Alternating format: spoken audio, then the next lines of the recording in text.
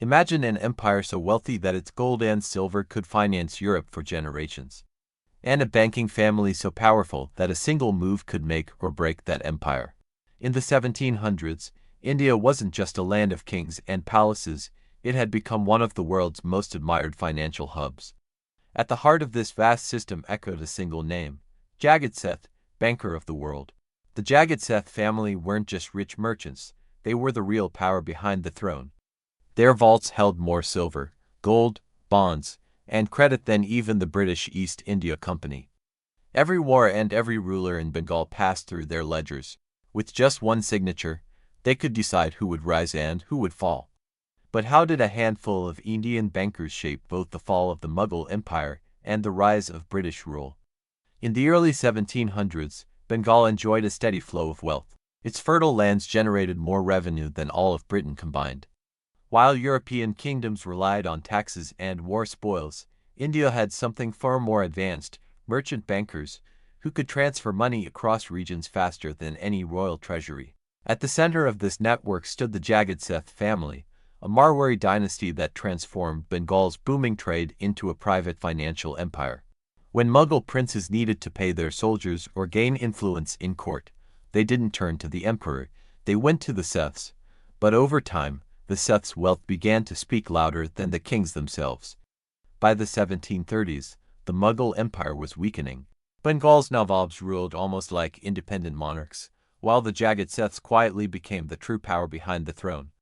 In 1757, an ambitious officer of the British East India Company, Robert Clive, was looking for a way to overthrow Bengal's ruler, Siraj ud-Daulah. The British lacked funds, but they gained something even better, the support of the Seths. Frustrated with Siraj's impulsive rule and mismanagement, the Seth family saw partnership with the British as a safer and more profitable future. In secret, they financed Clive's campaign, paying soldiers, supplying resources, and buying loyalty. The result? The Battle of Plassey. The fight lasted only a few hours. The British didn't win with weapons, they won with money. Bribed generals refused to fight, Siraj's forces collapsed, and he was soon captured and executed.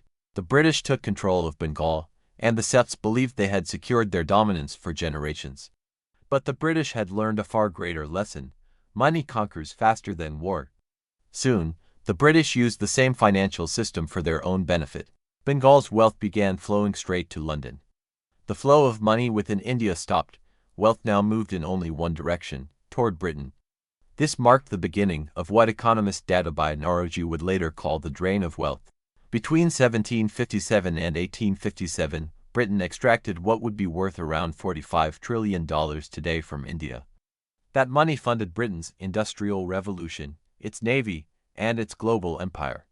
But eventually, the tide turned. The British forgot the system they had once copied. When the financial networks built by the Seths collapsed, the empire's own economic strength began to fade. By the mid-1800s, the East India Company had gone bankrupt, and soon after, Britain's financial dominance began to weaken too. Finally, in 1947, when Britain, the empire on which the sun never set, withdrew completely from India, the once mighty kingdom was buried under enormous debt. If you enjoyed this story, don't forget to like, subscribe, and stay tuned for more.